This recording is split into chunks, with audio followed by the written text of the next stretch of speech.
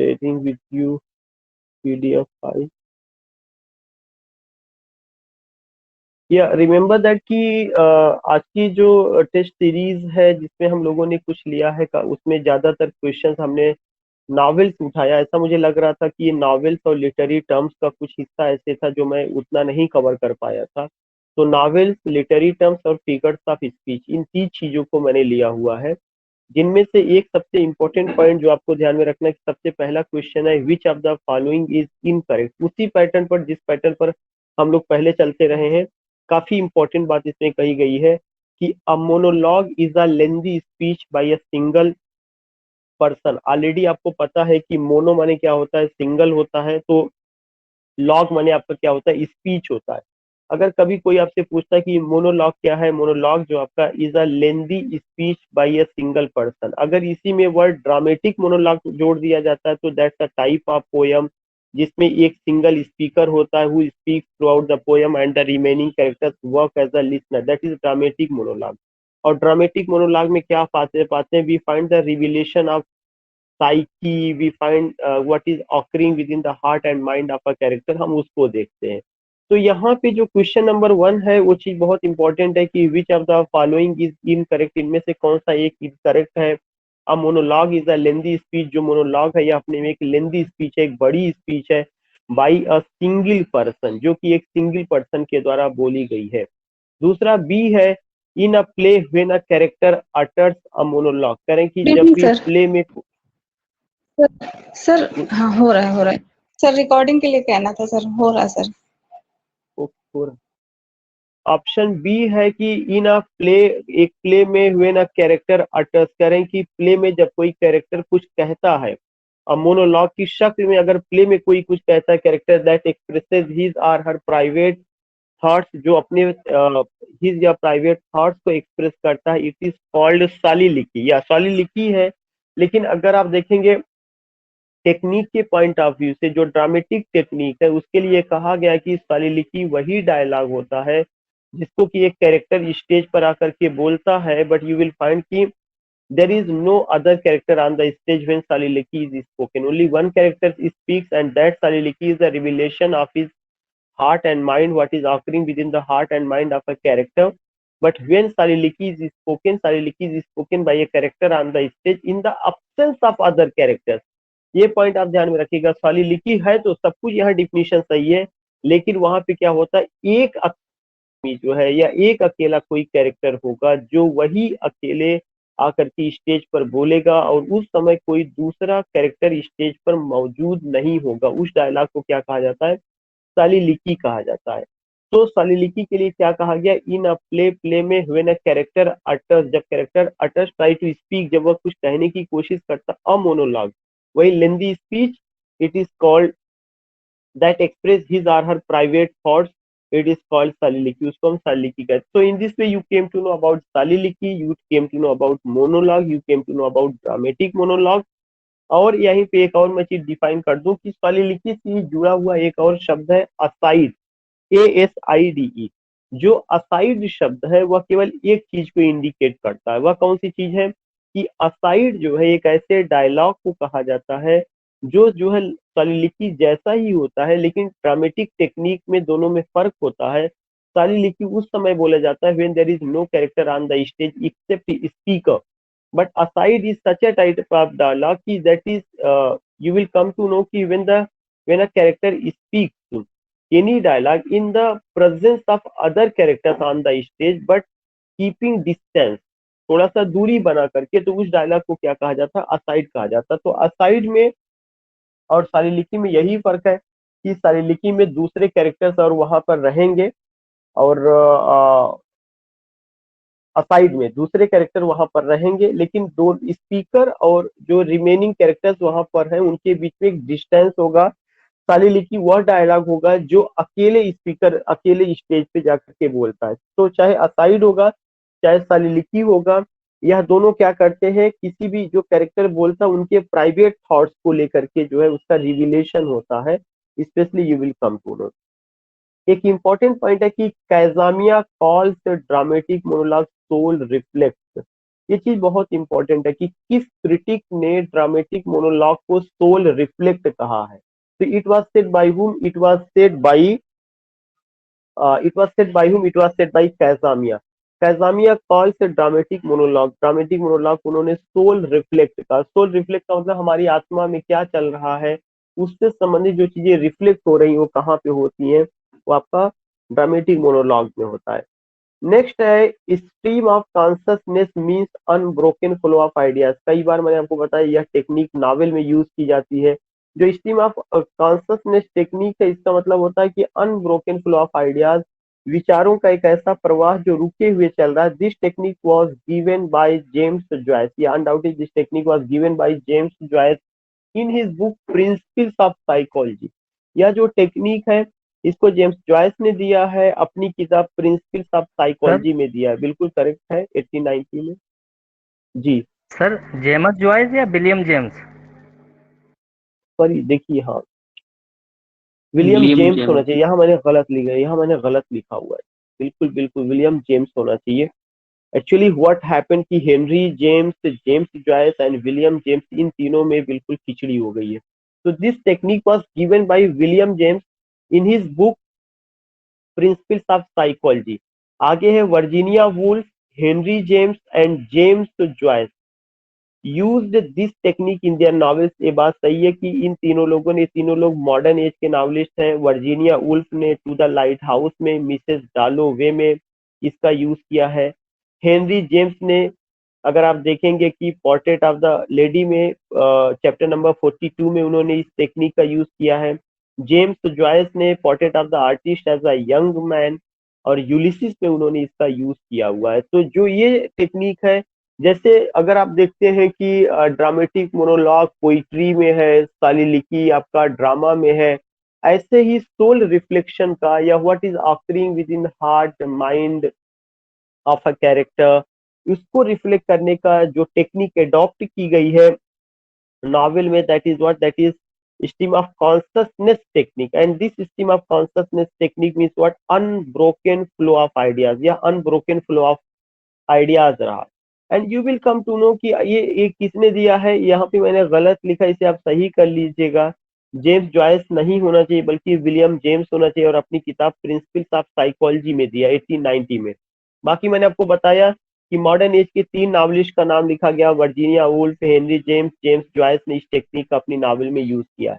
आगे वही बात आ रही कि to the lighthouse and Mrs Dalloway are the well known novels of Virginia Woolf. या वर्जीनिया वुल्फ मॉडर्न एज की नॉवलिस्ट है और एक बड़ी फेमिनिस्ट राइटर है। उन्होंने थ्री गुनियाज लिखा, a room of one's own लिखा, टू द लाइट हाउस लिखा है, मिसेस डालोवे लिखा है।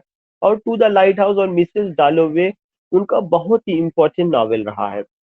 दूसरा आपका एच ऑप्शन है, Ulysses and portrait of the artist as a young man are the work होना चाहिए, are the work of James Joyce. या बिल्कुल सही है, यूलिसिस और portrait of the artist as a young man ये किसका वर्क है, जेम्स जॉयस का वर्क है।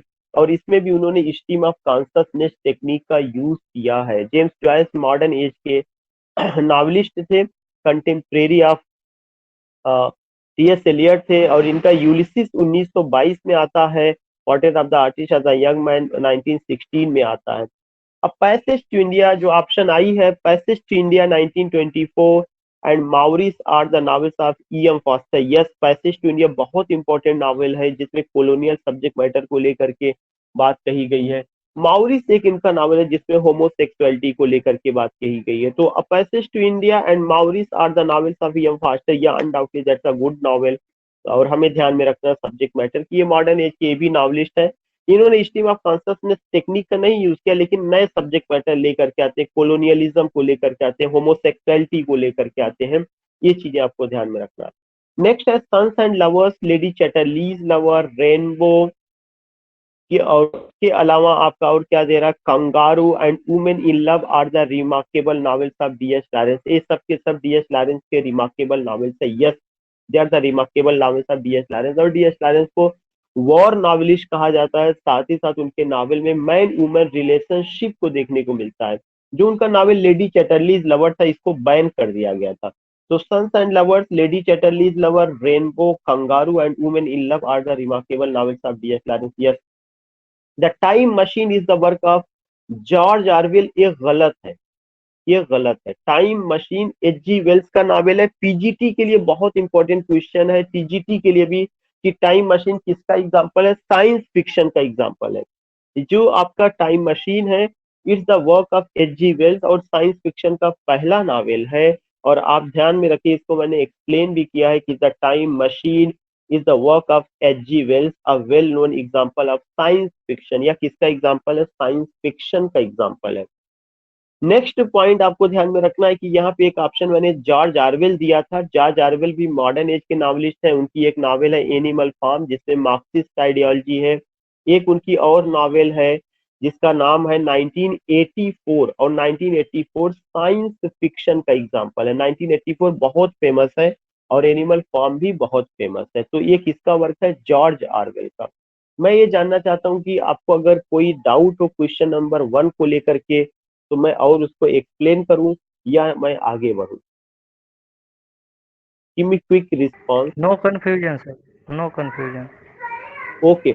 और यहाँ पे आप जो है, मैंने एक चीज मैंने बताया था कि शिवपाल जी ने एक बताया भी कि हाँ, जो जेम्स जॉयस है ये मेरी तरफ से गलत हुआ है, इसे आप करेक्ट कर लीजिएगा। मैंने बताया जेम्स जॉयस की जगह क्या होना चाहिए, विलियम जेम्स होना चाहिए। विलियम जेम्स ने स्ट्रीम ऑफ कॉन्शसनेस टेक्निक का जन्म दिया है, और यह चीज उन्होंने किसमें, अपनी किताब प्रिंसिपल्स ऑफ साइकोलॉजी में दिया हुआ है। और स्ट्रीम ऑफ कॉन्शसनेस टेक्निक का मतलब होता है कि अनब्रोकन फ्लो ऑफ आइडियाज, विचारों का एक ऐसा प्रवाह जो आदमी के दिमाग में चल रहा है, दिल में चल रहा है, बगैर टूटे हुए, बगैर रुके हुए, वह लगातार चलता रहता है। और एक चीज और ध्यान में रखना है कि जो विलियम जेम्स हैं वो हेनरी जेम्स के भाई थे। हेनरी जेम्स के भाई थे। हेनरी जेम्स जो है बड़े नॉवलिस्ट हैं मॉडर्न एज के, और विलियम जेम्स साइकोलॉजिस्ट रहे हैं। ये दो बातें जो यहाँ पे ऑप्शन के मैंने दिया है, टाइम मशीन, वो साइंस फिक्शन का एग्जाम्पल है। किसने लिखा है, H.G. वेल्स ने लिखा है। और you will come to know कि एक इम्पोर्टेंट नॉवेल रहा है। इसके अलावा आपको मैंने बताया कि मैंने जो ऑप्शन जॉर्ज ऑरवेल का दिया है उससे रिलेटेड मैंने आपको एनिमल फार्म को लेकर के बताया, जिसमें मार्क्सिस्ट आइडियोलॉजी है। और एक मैंने 1984 उनकी नॉवेल को लेकर मैंने जिक्र किया, जो कि इसका एग्जाम्पल है, साइंस फिक्शन का एग्जाम्पल है। Now question number 2 you find, कुछ हमने बहुत छोटे क्वेश्चन लिए हुए हैं, और वो बैलट जो पोयम है वहां से लिया गया है। बैलट का जो फॉर्म है, चूंकि कुछ चीजें मैंने डिस्कस किया था, लेकिन बैलट मुझे लगा कि अभी उतना बेहतर नहीं हुआ था। तो क्वेश्चन नंबर 2 में आप देखते हैं कि a type of ballad in which comic theme is treated with the seriousness appropriate to a ballad. कह रहे हैं कि जो अ टाइप ऑफ बैलेट, उस बैलेट का नाम बताना है जिसमें कॉमिक थीम को जो है सीरियस वे में प्रेजेंट किया जाता है। तो mock ballad, the ballad of growth, the ballad of art, none of these. That's an example of what, that's an example of mock ballad. जो मॉक बैलेट है, it's a type of ballad, it's a parody of ballad. और कौन से ballad का parody है, literary ballad का। Literary ballad में या बैलेट ऑफ, अगर आप देखेंगे जो जो आपका बैलेट ऑफ आर्ट है, इसी बैलेट ऑफ आर्ट को लिटरेरी बैलेट कहा जाता है। यह जो लिटरेरी बैलेट है, यह लिटरेरी बैलेट आपका जो है, इसमें सीरियस सब्जेक्ट मैटर, सीरियस ढंग से चीजों को प्रेजेंट किया जाता है, लेकिन उसी का एक कॉमिक पिक्चर, कॉमिक चीजों को जो है किया गया, जिसका नाम क्या है, मॉक बैलेट है। जैसे एपिक का पैरोडी मॉक एपिक है, वैसे ही mock ballad, ballad of art या literary ballad, ballad of art का दूसरा नाम लिटरेरी बैलेट भी है। और जो बैलेट ऑफ ग्रोथ है, इसको ट्रेडिशनल बैलेट कहा जाता है। बैलेट ऑफ ग्रोथ को ट्रेडिशनल बैलेट भी कहा जाता है। दूसरा चीज आपको ध्यान में रखना है कि आपको मैंने जो क्वेश्चन 2 है उसमें मैंने आपको यही बताया कि a type of ballot, ballot का एक तरीका या एक टाइप इन विच, जिसमें कि अ कॉमिक थीम, जिसमें कॉमिक थीम को जो है कैसे ट्रीट किया जाता है, सीरियसनेस ढंग से ट्रीट किया जाता है, वह किसका एग्जाम्पल है, मॉक बैलेट का एग्जाम्पल है। आंसर में एक्सप्लेन भी किया गया, in mock ballad comic theme is treated with the serious appropriate. Question number 3 बहुत इंपॉर्टेंट है, who said literary ballad is the development of traditional ballad. ये स्टेटमेंट किसका है कि जो लिटरेरी बैलेट है वो ट्रेडिशनल बैलेट का डेवलपमेंट है। You will come to know, यह स्टेटमेंट W.H. हडसन का है। W.H. हडसन ने कहा है, क्या कहा है, literary ballad is the development of traditional ballad. Question number 4 है, a ballad that was printed on one side, एक ऐसा बैलेट जो एक साइड प्रिंटेड होता था of a single sheet called a broadside ballad, उसको हम लोग क्या कहते हैं, ब्रॉड साइड बैलेट कहते हैं। तो आपको ध्यान में रखना है कि अभी तक एक डिफिनीशन आपने बैलेट का पाया था जिसका नाम था मॉक बैलेट, और अब आप एक और दूसरी डिफिनीशन पा रहे हैं जिसका नाम है ब्रॉड साइड बैलेट। अगर ये क्वेश्चन आता है कि ब्रॉड साइड बैलेट क्या है, तो यह भी बैलेट का एक टाइप है जिसमें वन साइड या सिंगल शीट में चीजों को प्रिंट किया जाता है। इसका मतलब ये हो गया कि अगर आपके पास कोई कॉपी है और कॉपी में अगर आपके सामने दो पेजेस आते हैं तो एक पेज छोड़ करके दूसरे पेज पे प्रिंट होता है, ऐसा ही तरीका होता था। एक तो यह इसकी खासियत होती है। दूसरा चीज, इसमें किस तरह के सब्जेक्ट मैटर को डील किया गया है, अगर आप देखेंगे कि ऑप्शन है अ करेंट इवेंट, पर्सन और issue, traditional issue, old issue, none of these. तो फोर का ये बिल्कुल अपने में अलग ऑप्शन है। हमेशा ध्यान में रखिएगा कि जो आपका ब्रॉड साइड बैलेट होता था और जिस जो कि वन साइड प्रिंटेड होता था, उसमें हमेशा करेंट इवेंट, पर्सन और इशू को लेकर के बात होती थी। अ करेंट इवेंट, पर्सन और issue, a ballad that was printed on one side of a single sheet called a broadside ballad dealt with a current event, person or issue। ये एक बहुत इंपॉर्टेंट पॉइंट है जो आपको ध्यान में रखना है। अगर आपको क्वेश्चन नंबर 2, 3, 4 में कोई कंफ्यूजन हो तो मैं रुकूं, वरना मैं आगे बढ़ूं।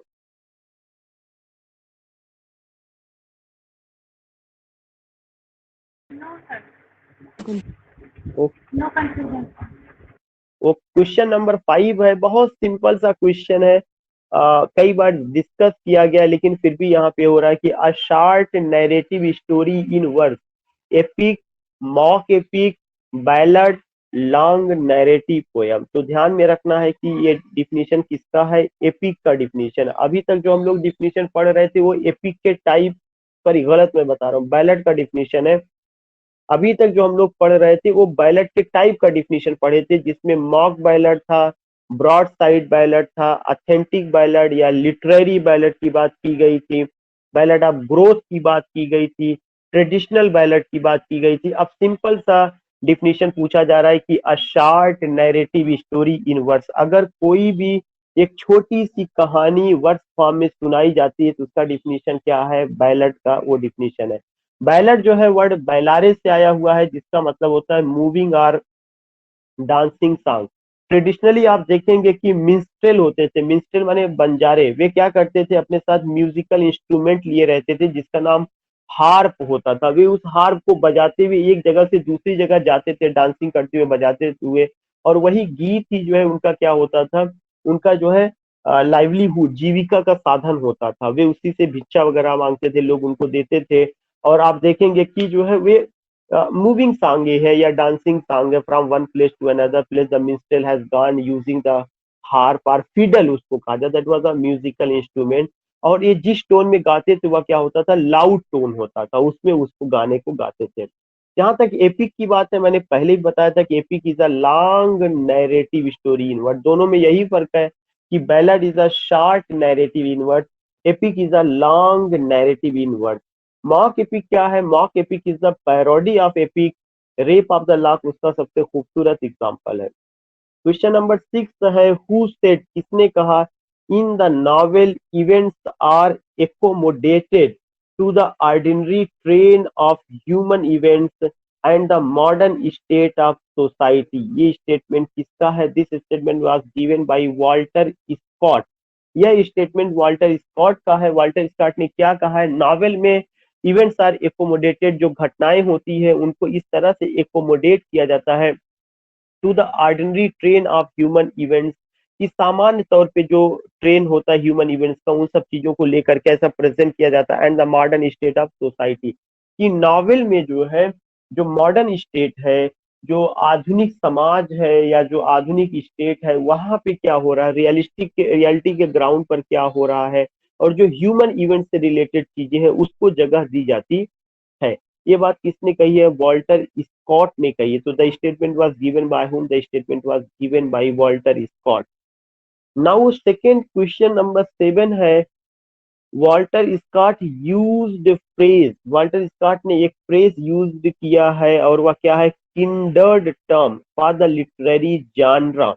उन्होंने लिटरेरी जानरा, वह कौन सा लिटरेरी जानरा है जिसके लिए वॉल्टर स्कॉट ने किंडर्ड टर्म यूज किया हुआ है? तो यह किसके लिए उन्होंने वर्ड यूज किया? रोमांस के लिए। और आपको ध्यान में रखना है कि जो रोमांस वर्ड है यह रोमन शब्द से आया हुआ है, ROMAN। होता क्या था कि जो रोमांस या रोमन है, you will come to know कि जो ये जो है एक ऐसी कहानी होती थी जिसमें सेंसेशन होता था, एडवेंचर होता था, लव दिखाया जाता था। लेकिन लव किसका? नाइट्स का, वॉरियर्स का, फेरीज का, प्रिंसेस का, प्रिंस का, जिसका मेडिवल सेटिंग होता था।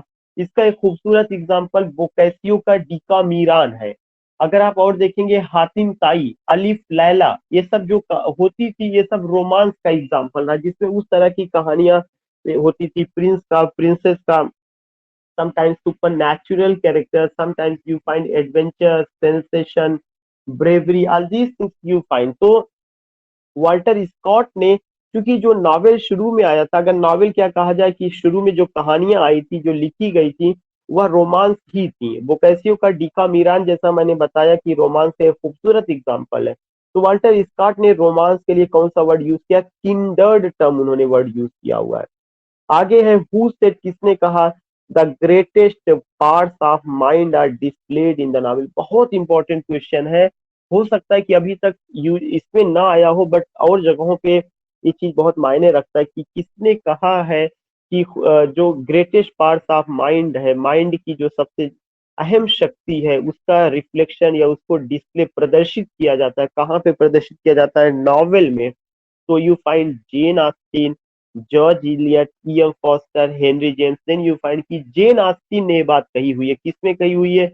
जेन ऑस्टिन ने अपने नॉवेल नॉर्थएंजर अबे में ये बात कही हुई है। जेन ऑस्टिन बहुत बड़ी डोमेस्टिक नॉवलिस्ट है। उनका नॉवेल है एमा है, प्राइड एंड प्रिजुडिस है, नॉर्थएंजर अबे है, मैंसफील्ड पार्क है।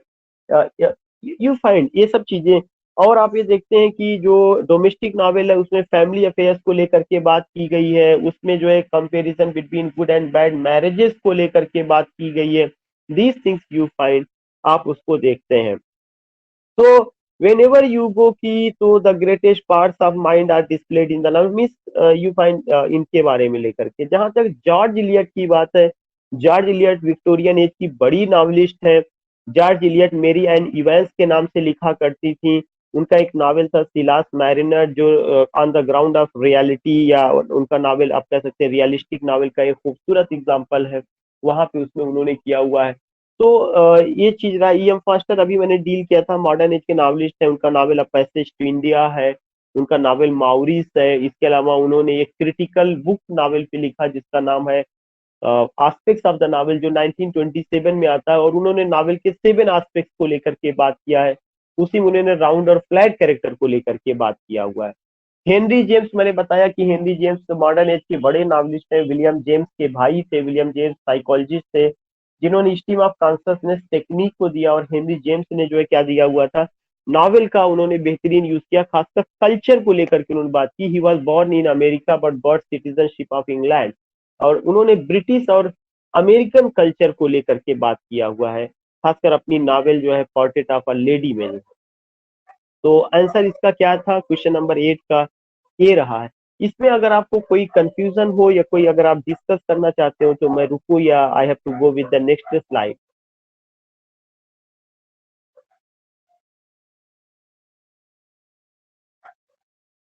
नो।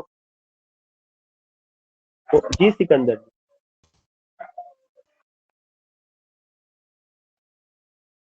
सिकंदर जी आवाज आ रही है? Do you want to say something? No sir, ठीक है सर। ओके, सर नाउ आगे बढ़िए क्वेश्चन कोई नंबर 9 नहीं। या क्वेश्चन नंबर 9 है जो बहुत इंपॉर्टेंट है। और ये चीज पीजीटी में क्वेश्चन पूछा जा चुका है। यहाँ से 2 क्वेश्चन पीजीटी में आ चुके हैं और टीजीटी में भी क्वेश्चन आ चुके हैं। इसलिए इससे बहुत आराम से, बहुत इत्मीनान से आप करिएगा। और सारे नावल बहुत इसके इंपॉर्टेंट है, राइटर्स का बहुत इंपॉर्टेंट है।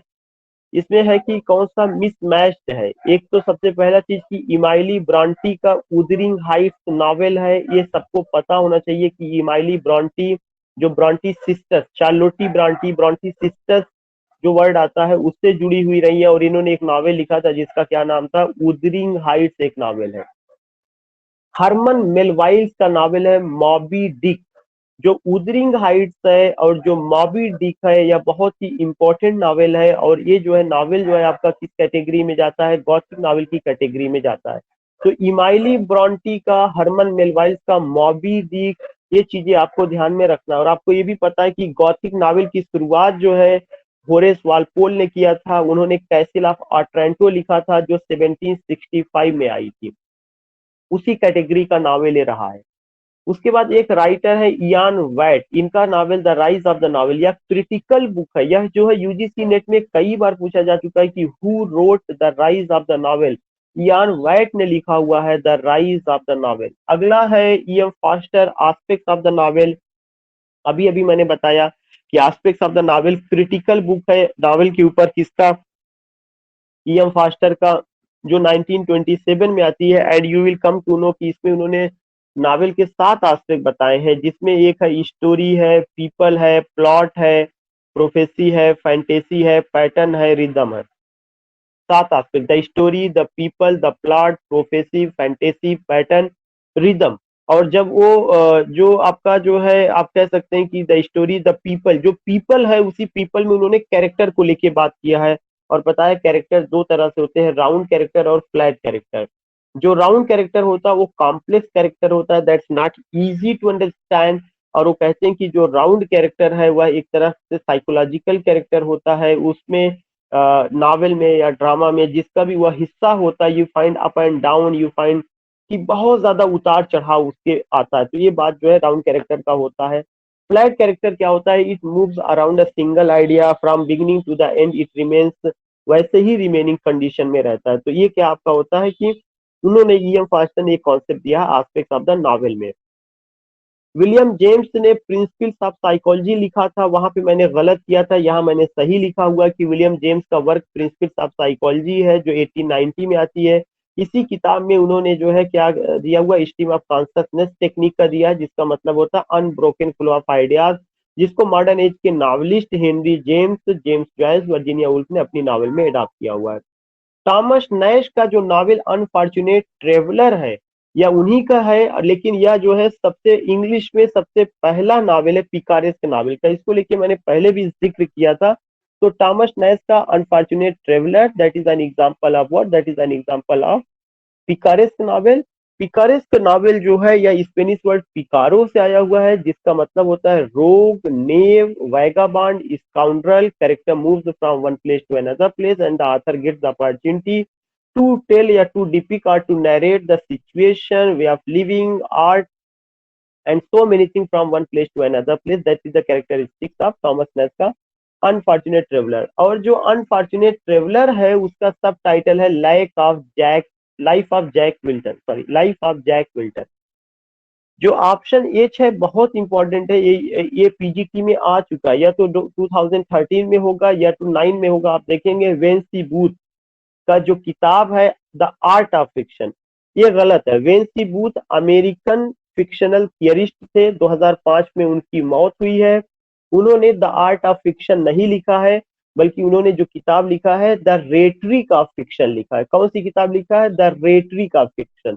तो क्वेश्चन नंबर 9 में ऑप्शन एच गलत है, जिसको मैंने एक्सप्लेन किया है। क्या मैंने लिखा है, Wayne C Booth wrote the rhetoric of fiction, 1961 में वो किताब आई है। और एक उनकी और किताब है द कंपनी वी कीप। ये दोनों किताबें बहुत इंपॉर्टेंट है। वाइल हेनरी जेम्स, जबकि हेनरी जेम्स ने क्रिटिकल ऐसे लिखा था आर्ट ऑफ फिक्शन। इसका मतलब जो यहाँ पे आर्ट ऑफ फिक्शन जो ऑप्शन दिया गया है वो किसका है, हेनरी जेम्स का है। वेंसी बूथ का क्या है, वेंसी बूथ की किताब का नाम है the rhetoric of fiction and the company we keep. Samuel Richardson का नावल पामेला और वर्चू रिवार्डेड सही है, यह इपिस्टेलरी नावल का एग्जाम्पल है। और इसमें जो है वर्चू पामेला के कॉन्टेक्स्ट में मतलब कैरेक्टर ओरिएंटेड नावल है, इसमें हीरोइन को जो है लेकर के बात कही गई है। और ये जो नावल है यह एपिस्टेलरी नावल मीन्स नावल इन लेटर फॉर्म। एपिस्टल एक लैटिन शब्द है जिसका मतलब होता है लेटर। उसके बाद है होरेस वालपोल का castle of Otranto. Yes, Horace Walpole का castle of Otranto Gothic novel का एग्जांपल है। गॉथिक नावल को नावल ऑफ टेरर भी कहा जाता है। यह जो 1765 में आया और यह पहला नावल है आपका गॉथिक नावल या टेरर नावल का। हेनरी फील्डिंग का Joseph Andrews. Yes, Joseph Andrews is the parody of Pamela. Joseph Andrews भी एपिस्टेलरी नावल का एग्जांपल है। हेनरी फील्डिंग ने जोसेफ एंड्रयूज को कॉमिक एपिक इन प्रोज भी कहा। यह भी क्वेश्चन पूछा जाता है। तो इधर आप देखेंगे कि क्वेश्चन नंबर 9 जो नावल से लिया गया बहुत इंपॉर्टेंट है। एक बार आप इसे फिर से देख लीजिएगा अपने हिसाब से, बाकी मैंने आपको सारी चीजें एक्सप्लेन कर दी है। और यहाँ पे मैंने पहले बताया था हेनरी फील्डिंग हो गए, सैमुअल रिचर्डसन हो गए, टोबियस स्मॉलेट हो गए, लॉरेंस स्टन हो गए, ये किसके एग्जाम्पल है? Four wheels of the novel के एग्जाम्पल है।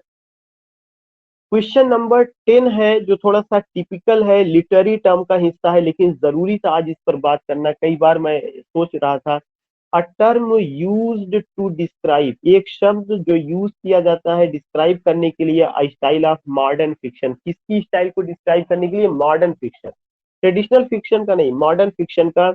इन which the recognisably realistic mingle with the unexpected and the inexplicable and in which elements of dream, जिसमें जो रियलिस्टिक चीजें हैं उसके साथ मिंगल कर दिया जाता है। किसको मिंगल कर दिया जाता है? ड्रीम को मिंगल कर दिया जाता है, फेरी स्टोरी को मिंगल कर दिया जाता है, समटाइम माइथोलॉजी को मिंगल कर दिया जाता है। माइथोलॉजी का मतलब कि जो फिक्टिटियस कैरेक्टर्स जिनका कोई वजूद नहीं होता, दे आर द माइथॉस, मतलब जो है फिक्टिटियस कैरेक्टर्स को combine with the everyday often, और उनको पर डे की हमारे जीवन से कंबाइन करके देखा जाता है इन अ मोजाइक, एक इमेजिनेटिव कलर दे करके, or kaleidoscopic pattern of refraction and recurrence. इसको क्या कहा जाता है? इसको मैजिक रियलिज्म कहा जाता है।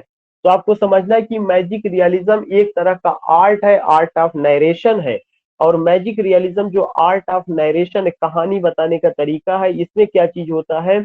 इसमें जो है जो सत्य घटना पे आधारित कहानियां होती हैं उसको मिंगल कर दिया जाता है फेरी टेल के साथ, उसको मिंगल कर दिया जाता है माइथोलॉजी के साथ, उसको मिंगल कर दिया जाता है ड्रीम के साथ, और साथ ही साथ उसको क्या किया जाता है? एक नया कलर, एक इमेजिनेटिव कलर, मोजाइक कलर या केलियोडोस्कोपिक पैटर्न दे दिया जाता है कि आपको लगता है कि फैंटेसी जिसको आप कहते हैं कि अट्रैक्टिव बनाने के लिए, और साथ ही साथ ऐसा लगता है कि ये तो यार हमारी जिंदगी का हिस्सा है, नहीं भी है, फिर भी आप उस पर यकीन करते हैं।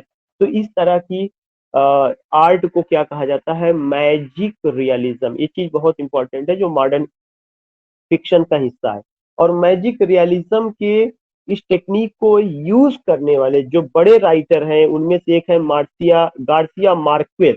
लैटिन अमेरिकन राइटर है गार्सिया मार्क्वेज, जो लैटिन अमेरिकन राइटर, उन्होंने इसका यूज किया। गुंटर ग्रास जर्मनी के राइटर हैं। मिलन कुंद्रा इंडिया के बड़ा नाम है। सलमान रुश्दी इंडिया के, लेकिन नाउ सेटल्ड इन लंदन।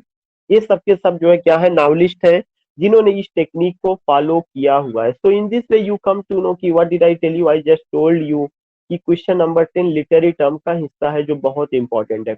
ऊपर भी जो हमने डिस्कस किया कि ये भी लिटरेरी टर्म का, जैसे अगर कोई बात जो है आपको इपिस्टेलरी नावल बताई गई तो भी लिटरेरी टर्म का हिस्सा, डोमेस्टिक नावल की बात कही गई तो भी लिटरेरी टर्म का हिस्सा था। राउंड और फ्लैट कैरेक्टर भी आपका लिटरेरी टर्म का हिस्सा रहा है। या अभी हम लोगों ने बात किया गॉथिक नावल का, तो वो भी रहा है। पिकारेस्क नावल का वर्ड पिकारो से आया हुआ है।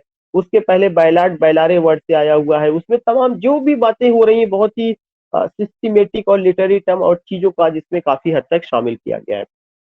क्वेश्चन नंबर 11 है मेरी शेलीज फ्रैंकेस्टीन। अगर आपको याद होगा कि Mary Shelley daughter of William Godwin who eloped with PB Shelley, उनका एक नावल है फ्रैंकेस्टीन।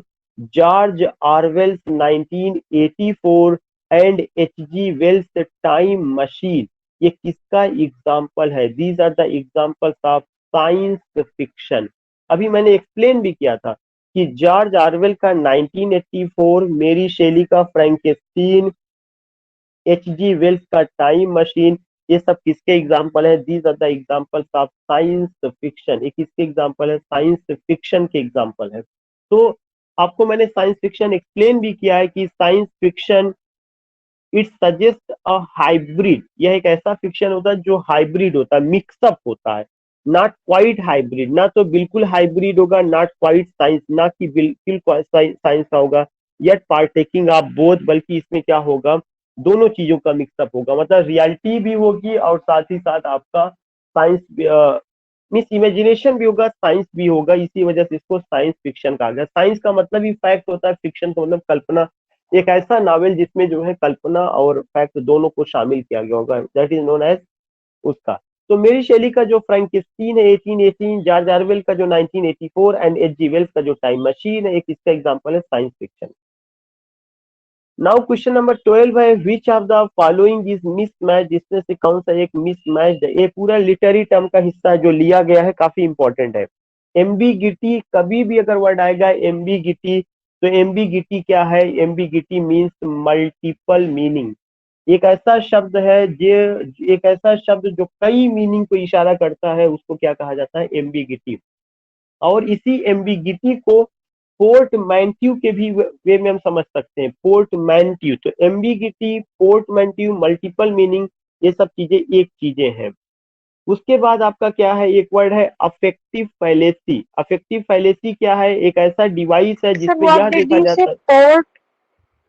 Sir, ambiguity portmanteau, means? Okay, sir. Multiple meaning और पोर्टमैंट्यू, PORTMANTEAU।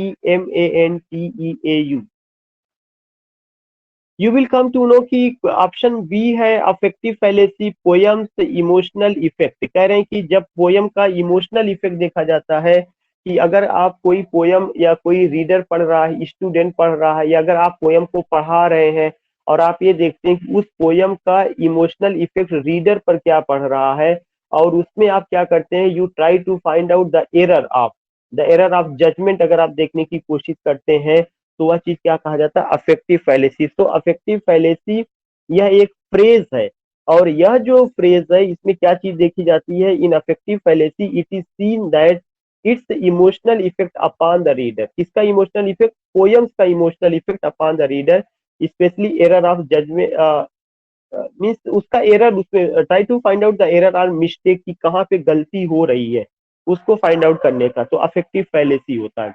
जो अफेक्टिव फैलेसी है, you will come to know कि एक फ्रेज किसने यूज किया है या इसको किसने कॉइन किया है? डब्ल्यू के विम्सेट एंड मोनरोसी बर्टसली। ये चीज पूछा जा चुका है कि अफेक्टिव फैलेसी किसका कॉन्सेप्ट है? डब्ल्यू के विम्सेट एंड मोनरोसी बर्टसली का कॉन्सेप्ट है। ये उन्होंने 1949 में यूज किया हुआ है। क्या चीज देखने के लिए? पोयम्स का emotional effect upon the reader. ये चीज आप ध्यान में रखिएगा कि पोयम्स इमोशनल इफेक्ट, लेकिन किसके ऊपर? रीडर के ऊपर, ना कि राइटर के ऊपर, ना कि सोसाइटी के ऊपर। आर्केइज्म भी पूछा जा चुका है। आर्केइज्म का मतलब होता है outdated words, irrelevant words, obsolete words. वे वर्ड्स जो प्रचलन से बाहर हो चुके हैं, जिनका अब कोई यूज नहीं है, उसको क्या कहा जाता है? उसको आर्केइज्म कहा जाता है, या उसको आउटडेटेड वर्ड्स कहा जाता है। नेक्स्ट वर्ड है रिफ्रेन। रिफ्रेन क्या है? Repetition of a line, word or class. ये कई बार मैंने बताया था कि रिफ्रेन किसको कहा जाता है? जब एक लाइन या एक शब्द या एक क्लास किसी पोयम में बार बार रिपीट होता है, तब उसको क्या कहा जाता है? उसको रिफ्रेन कहा जाता है। ये चीज मैंने आपको बताया था, और अगर आपको एनाफोरा। याद होगा, या एनाफोरा को भी, हाँ एनाफोरा को भी लेकर के ये बात कही गई थी। अभी एनाफोरा इसके पहले वर्ड आया हुआ था एक्सप्लेन करने के लिए, जो इससे एनाफोरा भी। तो यू फाइंड वर्ड की repetition of a line, word और class. Now the next thing is pathetic fallacy. Pathetic fallacy क्या होता है? यह एक फ्रेज है जिसका यूज जॉन रस्किन ने किया है। ये भी चीज पूछी जा चुकी है। जॉन रस्किन ने 1856 ईस्वी में इस फ्रेज को कॉइन किया था। और पैथेटिक फैलेसी और अफेक्टिव फैलेसी में फर्क है। क्या फर्क है? अफेक्टिव फैलेसी में इमोशनल इफेक्ट देखा जाता है। किसका emotional effect? Emotional effect of the poem upon the reader. लेकिन जो पैथेटिक फैलेसी है उसमें यह दिखाया जाता है कि अगर कोई घटना हो गई है और उस घटना पे अगर पोएट लैमेंट कर रहा है, तो उसमें पार्टिसिपेशन ऑफ नेचुरल ऑब्जेक्ट्स का भी होता है। तो इसमें क्या बात है? Attribution of natural objects of human capacities and feeling. Pathetic fallacy वह है जिसमें यह दिखाने की कोशिश की जाती है कि कैसे नेचुरल ऑब्जेक्ट्स जो है उनमें ह्यूमन कैपेसिटीज है और उनमें ह्यूमन फीलिंग्स जन्म लेती है। जैसे अगर आपको याद होगा कि ब्रेक ब्रेक ब्रेक जो पोयम है, उस पोयम में जब टेनिशन समुद्र के किनारे खड़े, standing on seashore, you will come to know कि वो जो है ये दिखाने की कोशिश करते कि not only he is crying weeping on the sad demise of his bosom friend Arthur Henry Hallam, but even you find the participation of the sea has been personified. तो जो सी है यह नेचुरल ऑब्जेक्ट, यह एक object है, लेकिन सी भी जो है उस दुख में शरीक है। तो जब जो है किसी नेचुरल ऑब्जेक्ट में ह्यूमन फीलिंग्स डेवलप हो जाती है तब उस चीज को क्या कहा जाता है, पैथेटिक फैलेसी कहा जाता है। या अगर मैं ये कहूं कि on the death of Shakespeare the whole nature wept, Shakespeare की मौत पर पूरा प्रकृति रोया, तो प्रकृति का मतलब क्या होगा, पेड़ पौधे जो भी नेचर ने बनाया है। तो इसमें भी ह्यूमन इमोशंस और ह्यूमन फीलिंग्स को हम देख रहे हैं। इस चीज को क्या कहा जाता है, पैथेटिक फैलेसी कहा जाता है। नाउ इसका कॉन्सेप्ट किसने दिया हुआ है, जॉन रस्किन ने दिया हुआ है। दूसरा चीज आपको ध्यान में रखना है कि बॉम्बास्ट एक तरह का स्पीच होता है और यह एक ऐसे वर्ड का सिलेक्शन होता है जहां पर क्या होता है, वर्बोज एंड इनफ्लेटेड डिक्शन। ये वर्ड आप ध्यान में रखिएगा, verbose and inflated diction. Verbose और इनफ्लेटेड डिक्शन वह डिक्शन होता है जिसमें ज्यादातर कर्कश या भारी भरकम शब्दों का यूज किया जाता है, उसमें बहुत ज्यादा स्वीटनेस नहीं होता, बल्कि वह कैसा होता है, verbose and inflated diction means you find the selection of harsh tone या such a type of word जिसको आप कह सकते हैं कैकोफोनी होता है। कैकोफोनी क्या शब्द है, एक ऐसा शब्द है जो यह इंडिकेट करता है कि use of such a type of words in the poem और in any piece of literature which gives harsh tone or harsh sound, not melodious sound। तो कैकोफोनी आपका जो है क्या होता है, वह हार्श टोन को देता है और ईओफोनी आपका मेलेडियस टोन को जन्म देता है। तो ये पॉइंट आपको ध्यान में रखना है कि verbose or inflated diction. Now question number 13 है, let not ambition mock their useful toil nor homely joys nor destiny obscure. अगर याद होगा आपको ये लाइन बहुत इंपॉर्टेंट है, थॉमस ग्रे का elegy written in a country churchyard से, और इसमें कह रहे हैं कि ये किसका एग्जाम्पल है। तो you will come to know कि ये जो है किसका एग्जाम्पल है, आपका पर्सनिफिकेशन का एग्जाम्पल है। सिंपल सी बात है, क्या कहा जा रहा है, लेट नॉट एम्बिशन मॉक।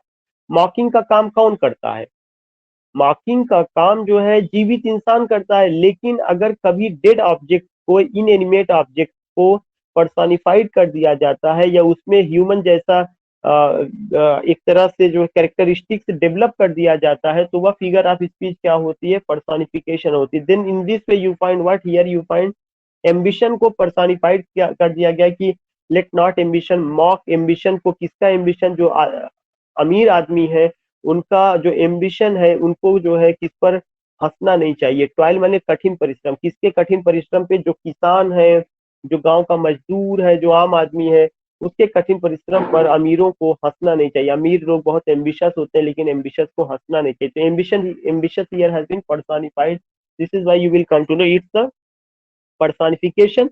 मैंने आगे एक्सप्लेन किया है कि inanimate object, inanimate मतलब नॉन लिविंग, कह रहे हैं कि पर्सनिफिकेशन में जो नॉन लिविंग ऑब्जेक्ट होता है एंड एब्स्ट्रैक्ट आइडियाज, और जो एब्स्ट्रैक्ट आइडियाज होते हैं आर स्पोकन, वे इस तरह से बताए जाते हैं as if they have life, कि या तो वे उनके अंदर लाइफ है, मतलब वे जीवित है, या उनमें इंटेलिजेंस है।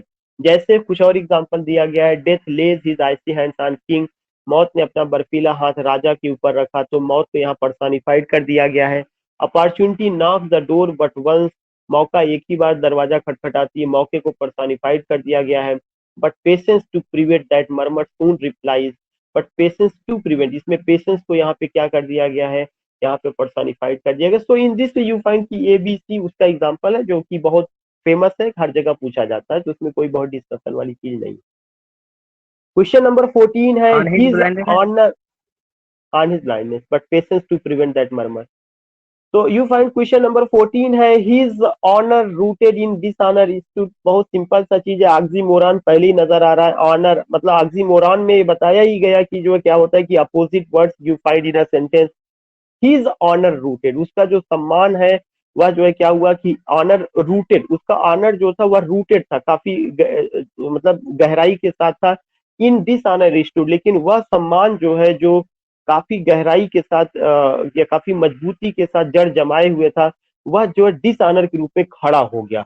तो ये जो चीज जब बात कही जा रही तो एक ही जगह या एक ही आदमी के बारे में दो चीजें, एक चीज ध्यान में रखना है, जो दो अपोजिट वर्ड आएगा वह एक ही आदमी को या एक ही चीज को एक्सप्रेस करेगा। जैसे अगर मैं कहता हूँ लाइफ इज बिटर स्वीट, तो जो बिटर है वह लाइफ की भी विशेषता बता रहा है, और जो स्वीट है वह भी लाइफ की विशेषता बता रहा है। ऐसे ही यहाँ पर जो है, जो ऑनर है और जो डिसऑनर है, ये दोनों केवल हिज की ही विशेषता बतला रहा है। ऐसा नहीं कि दो को यहाँ पे हो जाएगा, नो नॉट एट ऑल। एक आदमी का अपोजिट या कंट्रास्ट आप कह सकते हैं कि चीजों का अपोजिट वर्ड्स का यूज करके एक उसमें कंट्रास्ट दिखाने की कोशिश की जाती है। तो that is an example of oxymoron, we know it very well. और हमें पता है कि एपोस्ट्रॉफ में क्या किया जाता है। एपोस्ट्रॉफ में जो है, जो एब्स्ट्रैक्ट होते हैं या जो है जो इनएनिमेट ऑब्जेक्ट्स होते हैं, उनको डायरेक्ट एड्रेस किया जाता है। इनएनिमेट या डेड ऑब्जेक्ट्स को भी उनको डायरेक्ट, यहाँ पे एपोस्ट्रॉफ में एड्रेसिंग होता है। ये फिगर ऑफ स्पीच बहुत कॉमन सा है, आगे डिस्कस भी किया गया है। जैसे Milton, thou should be living at this hour O wild west wind thou thou क्या कि autumn's being whatever the sentence. तो ये चीज अगर देखा जाएगा तो एपोस्ट्रॉफ में ये चीज है। क्लाइमैक्स में जो चीजें होती हैं वह असेंडिंग ऑर्डर में होती है, एंटी क्लाइमैक्स में आप कह सकते हैं कि डिसेंडिंग ऑर्डर में होती है। These things we find. तो नाउ हियर यू फाइंड कि जो ऑक्सीमोरॉन का जो एक्सप्लेनेशन दिया गया है कि oxymoron answer A, it has two contradictory qualities. इसमें दो कॉन्ट्रेडिक्टरी क्वालिटीज दिखाया जाएगा ऑफ द सेम थिंग, उसी चीज का दिखाया जाएगा। और दो कॉन्ट्रेडिक्टरी क्वालिटी दिखाने के लिए टू अपोजिट वर्ड्स यूज किए जाते हैं, ऑनर एंड डिसऑनर। और ये दोनों कॉन्ट्रेडिक्टरी क्वालिटी किसकी दिखाई गई? हिज की दिखाई गई है। तो in this way you find what you find oxymoron. मैंने एक और एग्जांपल दे दिया कि and faithful and faith unfaithful. यहाँ पे मैंने दोनों जगह फेथफुल लिख दिया है। पहला है faith, and faith unfaithful, and faith unfaithful kept him falsely true. देखिएगा, फेथ भी अनफेथफुल भी फॉल्सली ट्रू वहां पर भी। तो यू कैन जस्ट अंडरस्टैंड कि where you find oxymoron, falsely true और then faith unfaithful, all these things. Question number 15 बहुत पॉपुलर एग्जांपल है कि O world, O life, O time, when will return the glory of your prime, is an example of apostrophe का example. अभी मैंने आपसे जिक्र किया था कि इसमें जो है इन शैली का एनिमेट डायमंड सर। या बिल्कुल, तो ये उसमें ये चीज होता है। एंड यू फाइंड कि ये पार्टिकुलर चीजें आपको देखने को मिलेंगी। And you see what you see कि यहाँ पे एपोस्ट्रॉफ है कि कैसे चीजों को एड्रेस किया गया। जैसे अभी एक और है, Milton thou should be living at this hour, वहां पे मिल्टन को एड्रेस किया गया, जबकि मिल्टन जो है डेड हो चुके हैं। तो कोई भी जो डेड ऑब्जेक्ट होता है, इनएनिमेट ऑब्जेक्ट होता है, उसके सीधे क्या किया जाता है? एड्रेस किया जाता है। If these things are going to be address, ऐसे ही वर्ल्ड को, लाइफ को, टाइम को एड्रेस किया गया है। एंड यू फाइंड कि एपोस्ट्रॉफ का अपना एक मार्क होता है, उसका उस हिसाब से चीजें रही हैं।